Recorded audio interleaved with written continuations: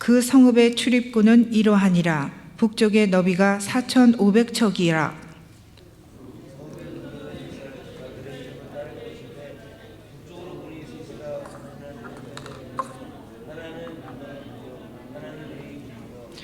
동쪽의 너비는 4,500척이니 또한 문이 셋이라. 하나는 요셉 문이요, 하나는 베냐민 문이요, 하나는 단 문이며.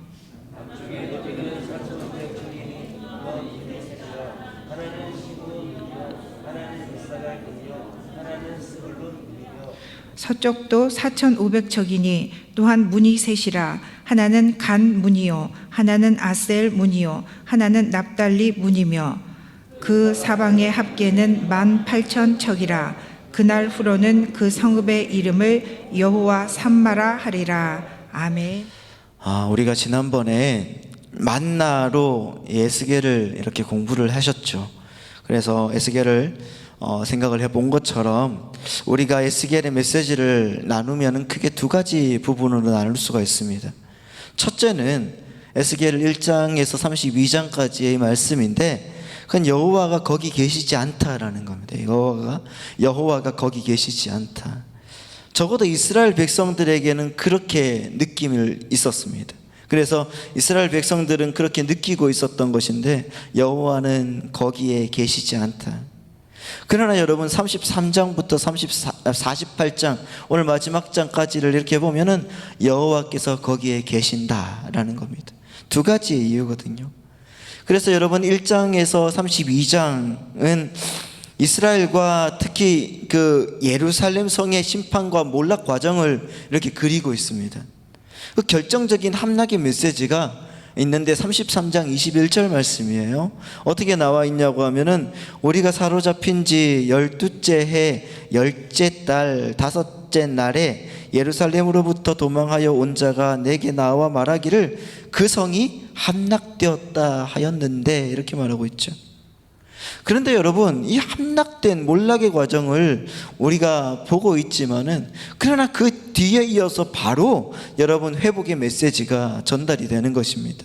36장 여러분 33절 말씀을 보시면 이렇게 나와 있죠. 주 여호와께서 이같이 말씀하셨느니라. 내가 너희를 모든 죄악에서 정결하게 하는 날에 성읍들에 사람들이 거주하게 하며 황폐한 것이 건축되게 할 것인즉, 이렇게 말하고 있습니다. 이 황폐한 것이 건축되게 하리라. 하나님께서 우리의 황폐한 것들을, 그들의 황폐한 것들을 하나님께서 다시 한번 건축하게 만들어 주시겠다라는 말씀입니다. 그리고 이 회복의 절정이 회복된 예루살렘 성에 하나님께서 충만하게 거하실 때 우리는 그 성의 이름을 이름하여 여호와 삼마, 여호와 삼마라고 부르게 되리라, 이렇게 말씀하고 있는 것입니다. 여호와 삼마. 여러분, 삼마라는 것은 뭐냐고 하면은 거기라는 뜻입니다. 거기, there. 근데 이 성을 이렇게 이름 지으신 하나님 자신의 이름 또한 거기에 계신 하나님, 여호와 삼마라는 것입니다. 여호와 삼마. 자, 그럼 여러분 한번 우리가 오늘 이 시간부터 한번 생각을 해봐야 될 것이 무엇이냐고 하면은, 우리 이 여호와 삼마의 하나님, 이 하나님의 이름은 우리에게 어떤 의미가 될 것인가라는 것입니다. 하나님은 우리에게 어떤 의미가 됩니까? 하나님의 이름은, 여호와 삼마 하나님, 거기에 계신 하나님은 우리에게 어떤 의미일까요? 첫 번째는 나의 기준이 되시는 하나님이라는 것입니다. 여러분, 하나님은 나의 기준이 되신다는 것을 믿으시기 바랍니다. 할렐루야. 우리 다 같이 한번 읽어보겠습니다. 나의 기준이 되시는 하나님. 아멘. 여러분, 사람이 살아가면서 가지고 있는 기준은 굉장히 중요하죠. 모든 사람들은 살면서 그 기준 하나씩은 가지고 있습니다. 이를테면 여러분, 군대에서 군인들을 연병장에 쫙 모아놓고 좌우로 정렬시킬 때에도 기준을 잡지 않습니까? 어떤 병사 하나를 기준으로 삼아서 그 사람을 중심으로 좌우를 이렇게 정렬시켜야지 오와 열이 딱 맞아 들어가게 되어 있는 것입니다. 그림을 그릴 때도 기준을 잡습니다. 그렇게 기준을 잡고 그리면 흐트러지지 않습니다. 정물화를 그릴 때나 인물화를 그릴 때나 풍경화를 그릴 때나 마찬가지입니다. 기준은 여러분 정말 굉장히 중요하다는 것입니다. 이뿐만이 아니죠. 우리가 살아가는 모든 영역에서 기준은 우리의 행복과 불행과 또 가치를 결정하는 아주 중요한 것이 된다는 것입니다. 물질의 기준을 어디에 두느냐에 따라 가지고 우리는 평생 불행할 수도 있고 평생 행복할 수가 있다는 것입니다. 행복의 기준을 어디에 두느냐에 따라서 여러분, 사람들은 불행한 인생, 반대로 여러분 행복한 인생, 그렇게 살아갈 수가 있다는 것입니다. 오늘 우리가 살아가는 잘 아는 이 에스겔의 말씀은 우리 그리스도인들의 기준에 대한 말씀이라는 것입니다. 여러분, 기원전 579년에 597년입니다. 597년에 에스겔이 바벨론에 2차 포로로 잡혀갔습니다. 그때 나이가 25살이었어요.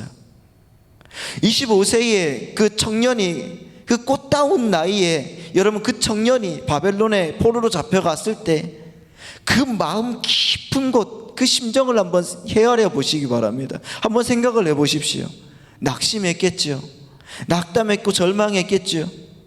그리고 여러분, 더 이상 소망을 가질 수 없다고 생각했을 것입니다.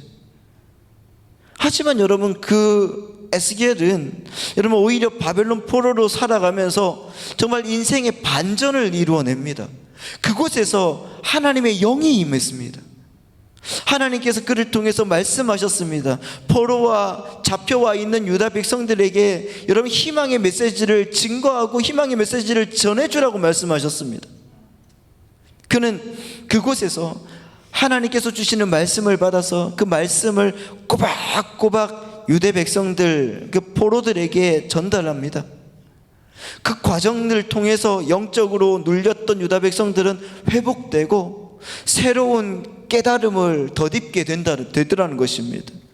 여호와 삼마의 하나님을 만나면 여러분, 우리의 인생은 여러분 인생의 반전을 이룰 수 있다는 것을 여러분 믿으시기 바랍니다. 하나님께서 이제 여러분 그 말씀 끝에 성전 전체를 보여주시는 거예요. 이제 여러분 70년의 포로기가 끝나고 나면은 귀환할 것인데, 돌아가서 너희들이 가장 먼저 해야 될 일이 새로운 성전을 재건하는 것이다, 하나님 말씀해 주시는 겁니다. 그리고 그 성전의 모형을 보여주시고 성전에서 영적 지도자는 이러이러함을, 그리고 왕은, 군주들은 이러이러함을, 그 기준을 말씀해 주고 있는 것입니다. 그리고 에스겔 제일 마지막 장에서는 각 지파별로 땅을 분배하라고 말씀하십니다. 땅 분배하는 거예요. 땅 분배 한번 생각을 해보십시오. 이 단어만 들어도 포로와 잡혀와 있는 유다 백성들의 마음은 정말 설레고 기뻤을 것입니다. 70년 동안 그들은 남의 땅, 이방 땅에 와서 포로살이로, 그리고 도부살이를 하고 있었습니다. 그들에게는 땅이 없었어요. 그저 시키는 대로 일하고 하루 벌어 하루 먹고 사는 그런 사람으로서 존재할 수밖에 없었습니다. 그런데 여러분, 하나님께서 포로를 그렇게 돌려서 다시 그 땅으로 보내실 곳, 그곳에서 여러분 땅을 주신다고 하니까 얼마나 여러분 어찌 여러분 기뻐하지 않을 수가 있었겠습니까?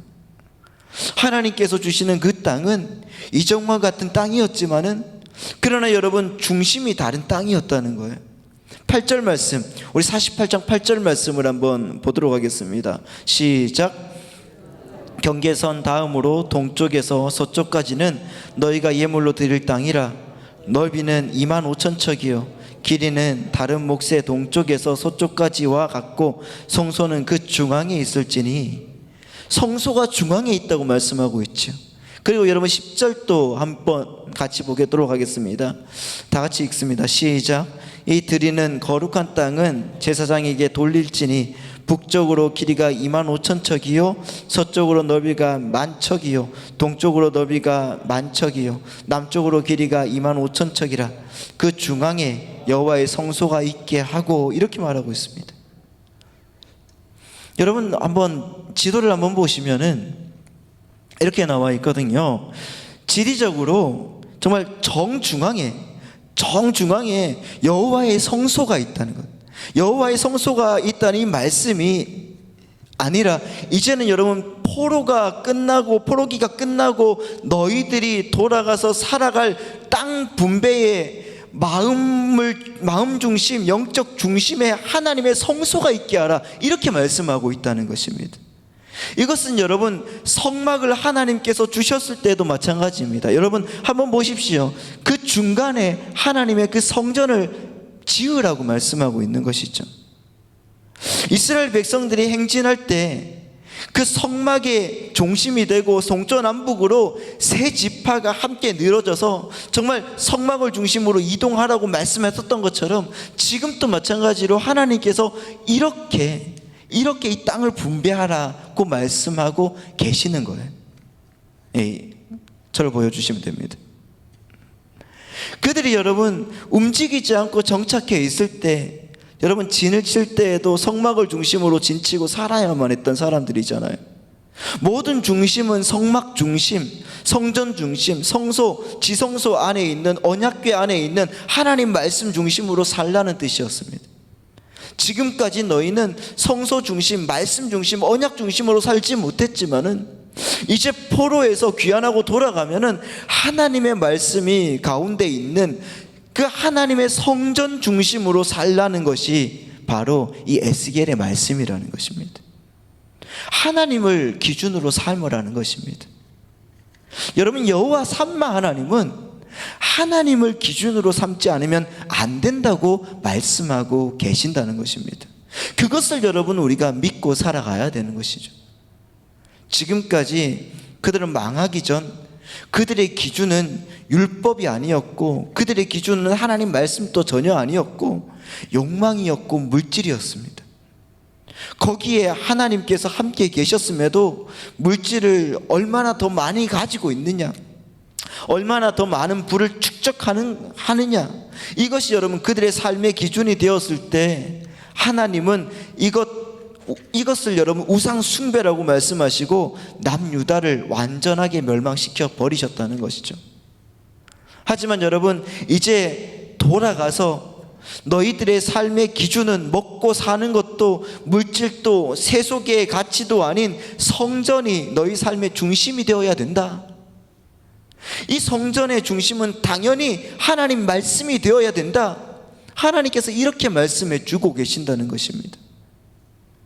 거기에 계신 하나님, 여호와가 거기 계신다는 그 말씀이라는 것이죠. 하나님은 거기 회복된 땅, 화려한 어떤 금 도성에만 거기 계시는 것이 아니라 거기 무너진 도성에도, 여러분 끌려간 이방인 땅에도 여러분 항상 계셔서 그들과 함께 계시고 함께 역사해 주시고 채워주신다는 그 하나님의 말씀이 이제는 포로를 겪고 돌아가서는 그곳에서도 또한 하나님이 계실 것이라고 말씀해 주고 계신다는 것입니다. 여러분 이 우주를 어디 가더라도 하나님이 안 계시는 곳이 있습니까? 없지 않습니까? 오늘 우리가 그것을 믿는다면 우리의 삶의 기준이 재정립될 줄 믿습니다. 우리는 여전히 내 삶의 기준을 말씀이라고 입으로는 정말 말하고 있지만은 사실 여러분 생각으로는, 그리고 마음속 깊은 곳에서는 세상 사람들의 가치가 내 삶의 절대 기준이 되어 있지 않는지, 만약 그렇다면은 우리는 여러분 평생을 살아도 불행할 수밖에 없다는 것입니다. 그런 불행한 인생이 아니라 하나님의 성전, 거기서 말씀하시고 기준을 삼으시는 여호와 삼마의 하나님을 나의 중심으로 삼아서 여러분 행복한 인생을 누리고 살아가는 여러분 되시기를 예수님의 이름으로 바라고 축복합니다. 그런 믿음의 백성들이 되시길 바랍니다. 두 번째로 여러분 여호와 삼마, 거기 계시는 하나님이 우리에게 시사하는 바는 무엇일까? 두 번째는 우리의 삶의 터전이 하나님이 계시는 곳임을 기억하라는 것입니다. 오늘 우리의 삶의 터전이 하나님께서 계시는 곳이라는 것입니다. 믿습니까 여러분? 앞에서 말씀드린 것처럼 여호와 삼마는 이름입니다. 여호와 삼마는 하나님의 도성의 이름이라는 거예요. 하나님 여호와 삼마는 새 예루살렘 성의 이름이라는 것입니다. 이 성에 이름을 붙여주신 분이 다름 아닌 누구십니까? 하나님이라는 것입니다. 하나님이 예루살렘 성을 보여주시고 이름을 여호와 삼마로 붙여주신 것입니다. 믿습니까, 여러분? 여러분, 사람이 태어나면은 이름을 주어지지 않습니까? 그것이 본명이라고 합니다. 본명. 맞죠? 그리고 여러분, 예술가가 되어서 활동하게 될 때 예명을 가지게 됩니다. 문필가가 되어서 유명해졌을 때는 어떻게 됩니까? 필명을 가지게 되게 필명이 생깁니다. 그리고 불교에 귀의하면은 법명이 주어지고요. 가톨릭에서 영세를 받으면은 세례명이 있습니다.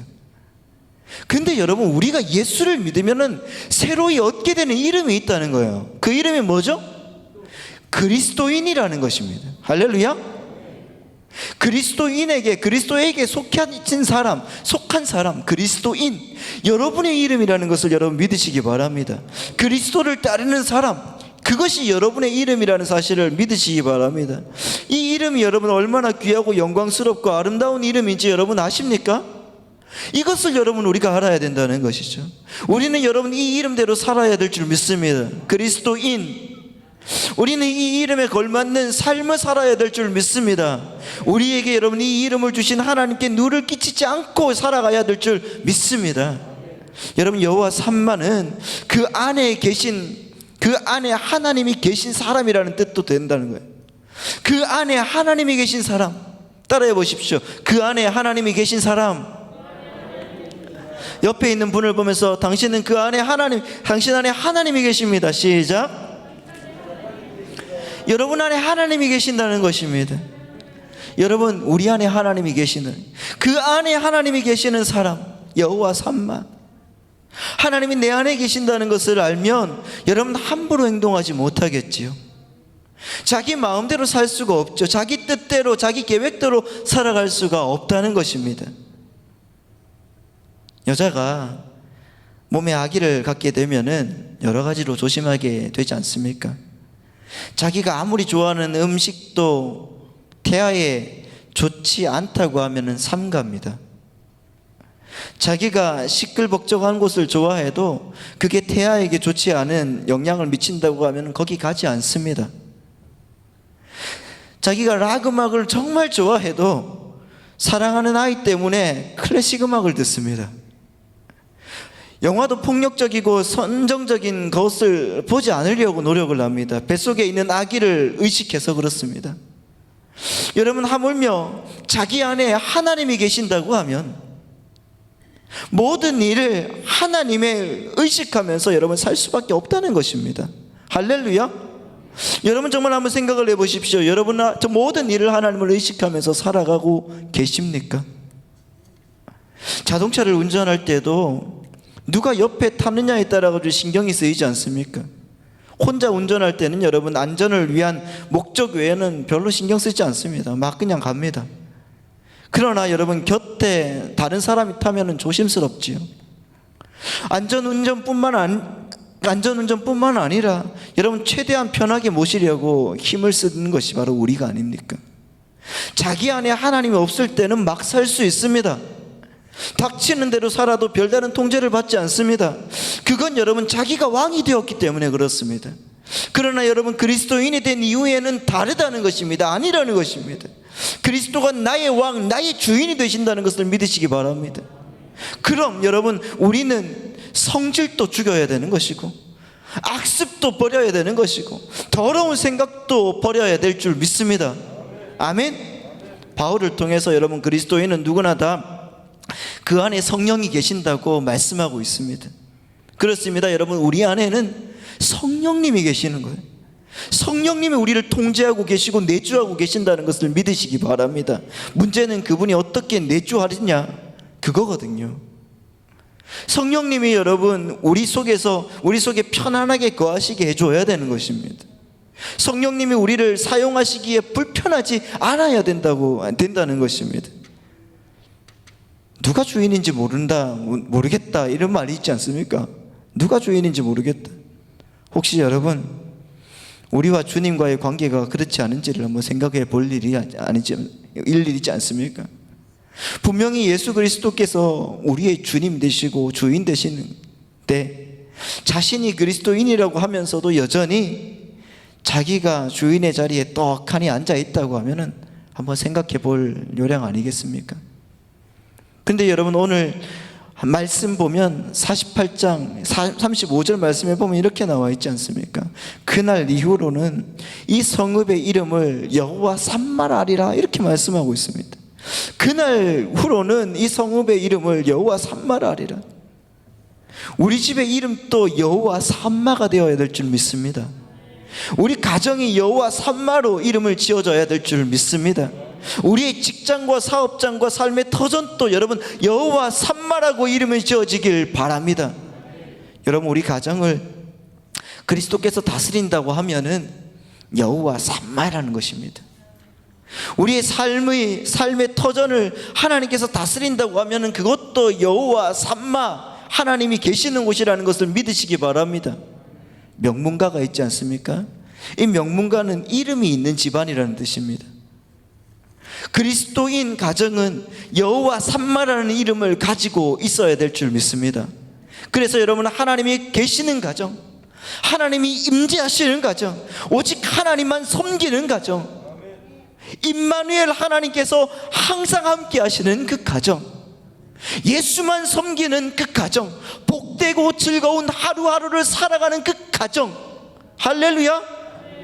세상에 여러분 이보다 더 좋은 이름이 어디 있겠습니까?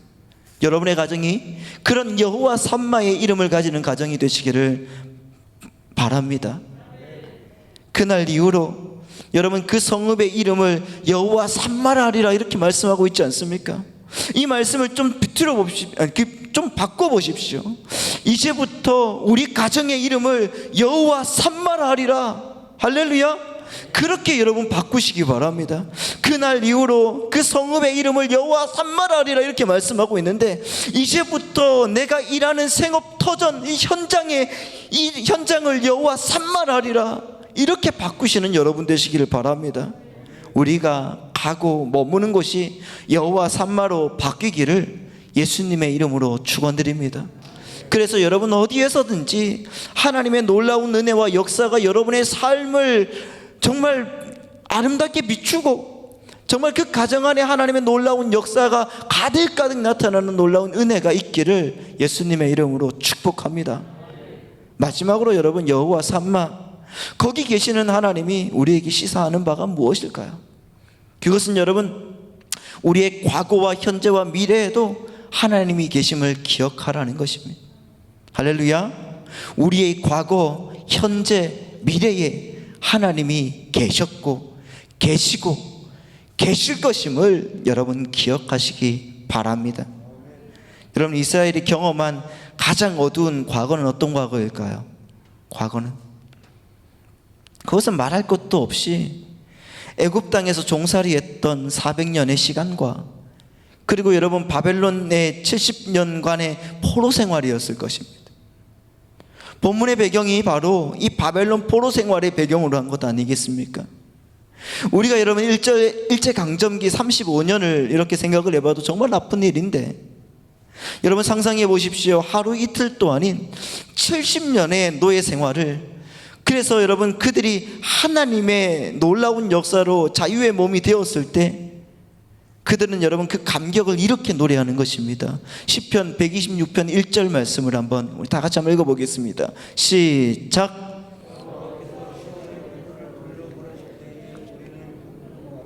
여호와께서 시온에 포로를 돌려보내실 때에 우리는 꿈꾸는 것 같았도다. 꿈꾸는 것 같았다. 여러분 또한 3절 말씀 보면 이렇게 나와 있습니다. 자, 우리 그들이 찬양하는 것을 한번 읽어보도록 하겠습니다. 시작. 여호와께서 우리를 위하여 큰 일을 행하셨으니 우리는 기쁘도다. 우리를 위하여 큰 일을 행하셨으니 우리는 기쁘도다. 여러분 이런 감격이 우리의 경험 속에 비교될 수 있는 사건이 뭐가 있겠습니까? 여러분 과거에 우리의 경험에 꼭 하나 기억될 만한 사건은 바로 여러분 우리의 구원의 사건이라는 것입니다. 성경은 정확하게 여러분 우리의 구원 이전의 경험을 노예 생활이라고 그리고 있지 않습니까? 마귀 권세에 하나님 우리가 노예 생활을 하고 있었던 그런 우리가 아니었습니까? 예수님은 죄를 범하는 자마다 죄의 종이라고 말씀하십니다. 그리고 여러분 그가 십자가에서 우리의 죄를 담당하시고 죽으신 그 사건을 우리는 구속의 사건이라고 이렇게 부르지 않습니까? 구속의 의미가 뭡니까? 죄의 값을 치르시고 우리를 자유케 하셨다는 그런 뜻입니다. 이렇게 여러분, 과거의 구원의 사건은 그리스도인들이 경험한 가장 위대한 사건임을 부인할 사람은 아무도 없다는 것입니다. 그러나 이것이 신앙의 여정의 마지막이 아니라는 것입니다.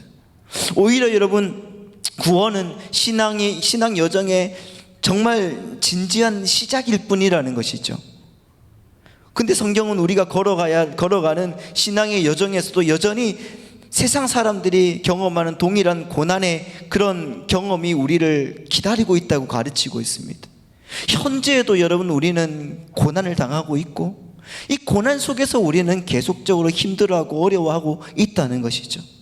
그래서 우리는 종종 이런 감당하기 어려운 그 고난을 직면할 때마다 주님 당신이 어디에 계십니까? 이렇게 묻게 된다는 것입니다. 주님 어디에 계십니까? 그러나 여러분, 이렇게 푸념하다가 마침내 그분의 도움으로 그 고난의 언덕을 넘었을 때 우리가 주님께 공통적으로 드리는 고백이 무엇인지 아십니까? 그것이 구약의 예와 신약의 예가 있는데, 구약의 예를 한번 들어보겠습니다. 야곱이 형 에서의 분노를 피해서 하란으로 가는 길에 여러분, 외삼촌의 집으로 가다가 지쳐서 잠든 베델을 들에서 여러분, 하나님의 환상을 접하고 잠을 깨어서 드린 고백이 있는데, 이 고백이 무엇인가? 베델에서 드린 고백, 여러분 한번 우리 다 같이 한번 보도록 하겠습니다. 창세기 28장 16절 말씀 보면 이렇게 나와 있습니다. 창세기 28장 16절 말씀 다 같이 한번 읽겠습니다. 시작. 야곱이 잠을 깨어 이르되 여호와께서 과연 여기 계시거늘 내가 알지 못하였다. 여러분, 우리가 몰랐을 뿐이지 그분이 거기 계셨다는 것입니다. 여호와께서 과연 여기에 계시거늘, 항상 여러분, 우리 하나님께서는 우리의 일거수일투족을 항상 함께 해주신다는 것을 여러분 믿으시기 바랍니다. 야곱과 함께 해주셨던 하나님, 그 하나님은 우리와 함께 해주시는 하나님이라는 사실을 기억하시기 바랍니다.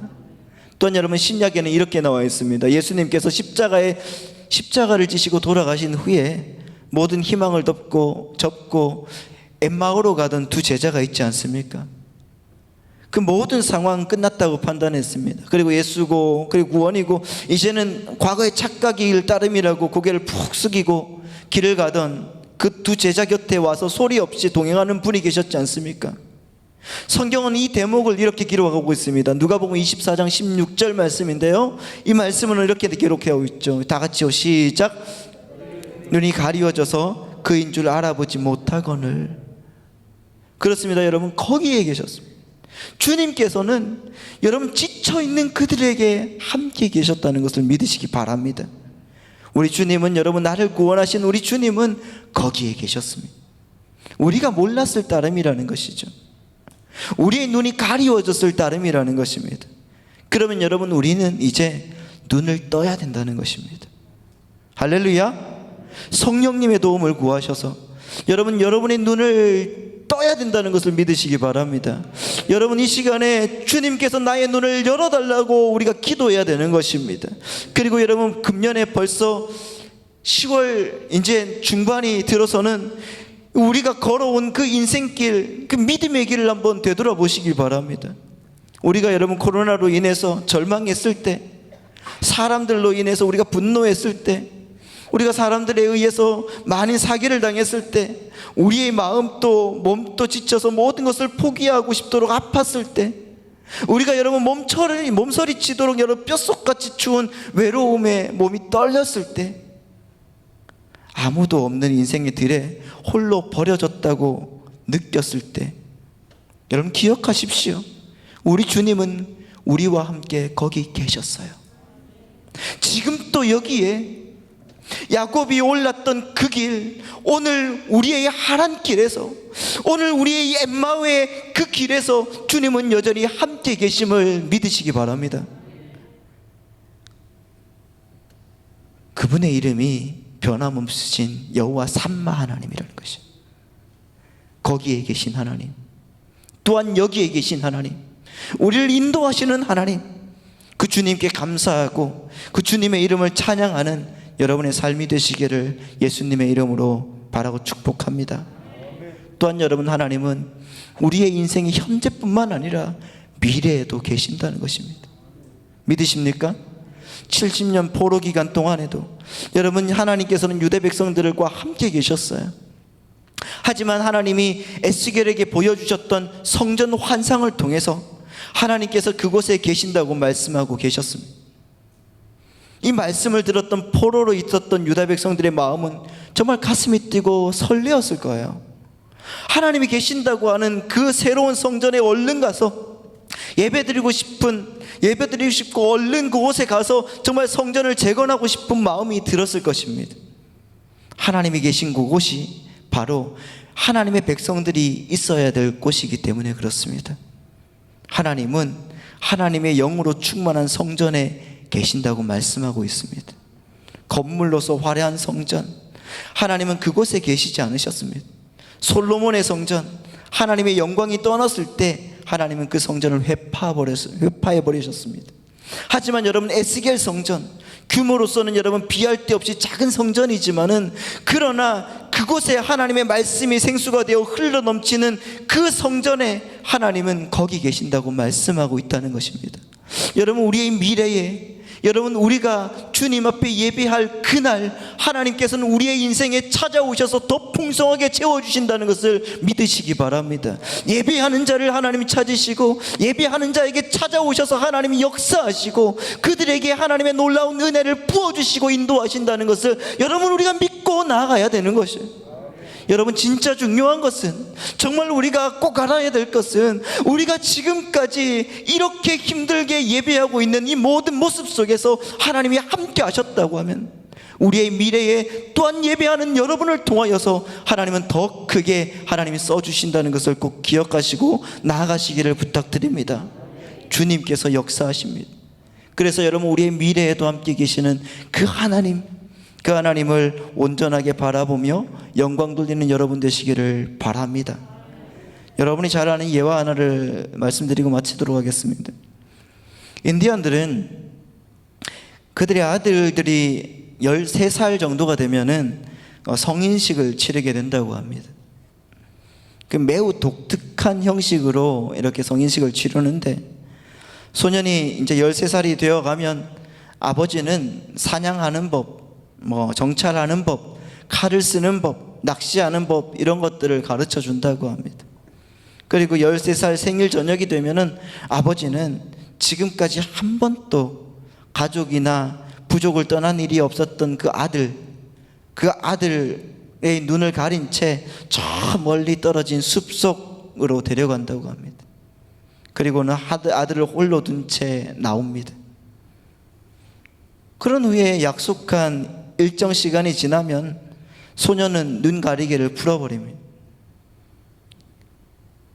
그럼 여러분, 이내 울창하고 우거진 숲속에 홀로 버려져 있는 자신의 모습을 발견하게 되죠.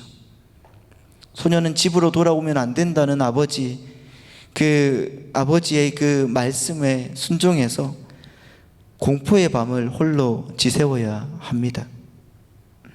나뭇가지가 흔들려서 스산한 소리가 나면은 무서워서 여러분 몸을 정말 움츠리기도 하고, 동물들의 울부짖는 소리가 들리면 금방이라도 늑대가 달려와서, 맹수가 달려와서 나를 덮칠 것만 같은 그런 두려움을 느끼면서 그 밤을 벌벌 떨면서 견뎌내는 것입니다.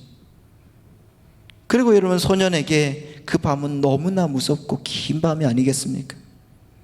그러나 끝날 것 같지 않던 그런 밤이 지나면은 진짜 조그만 여명이 쫙 흘리면서 빛이 꽃들과 나무 사이로 비추기 시작합니다. 그제서 여러분, 안심하고 주위를 둘러보던 소년이 깜짝 놀랍니다. 불과 몇 미터도 떨어지지 않는 곳에, 그 가까운 곳에 활과 화살을 들고 자기 쪽을 바라보는 한 사내를 발견하기 때문에 그래요. 그 사람이 소년의 아버지입니다. 아들은 여러분 혼자라고 생각하고 있었지만은 그 소년의 아버지는 밤을 그 소년과 함께 지새면서 아들을 지키고 있었던 겁니다. 인생을 살다 보면 여러분, 모든 것을 홀로 책임져야만 할 것 같은 정말 외롭고 두려운 마음들이 엄습할 때가 우리 가운데 너무나 많지 않습니까? 늘 여러분 함께 하셨던 하나님조차 나를 버린 것처럼 느껴지면서 살아갈 때가 여러분 너무나 많지 않습니까? 그러나 여러분은, 하나님은 결코 우리를 홀로 내버려 두시는 분이 아니라는 것을 믿으시기 바랍니다. 나는 혼자인 것 같아도 하나님은 언제나 거기에 함께 계신다는 것을 믿으시기 바랍니다. 하나님은 우리가 모든 과정을 잘 이겨내기를 옆에서 지켜보고 계신다는 사실을 기억하시기 바랍니다. 하나님은 언제나 뜬 눈으로 우리를 보호하고 계신다는 것을 기억하시기 바랍니다. 하나님은 여호와 삼마 하나님이십니다. 거기 계시는 하나님, 여기 계시는 하나님, 내 인생을 주장하시고 역사하시는 하나님이라는 사실을 기억하시기 바랍니다. 여호와 삼마의 그 의미는 거기 계시는 하나님이라는 뜻이죠. 하나님은 언제나 우리와 함께하고 계십니다. 그 하나님을 생각하면서 지금의 외로움, 지금의 그 괴로움, 지금의 그 두려움을 믿음으로 승리하시는 여러분 되시길 바랍니다. 그래서 여러분, 우리의 남은 인생이 여호와 삼마가 되기를 바랍니다. 아멘.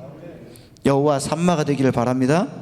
우리의 가정이 여호와 삼마가 있기를 바랍니다. 아멘. 우리의 생업의 현장에 여호와 삼마가 있기를 바랍니다. 우리의 교회가 여호와 삼마가 되기를 바랍니다.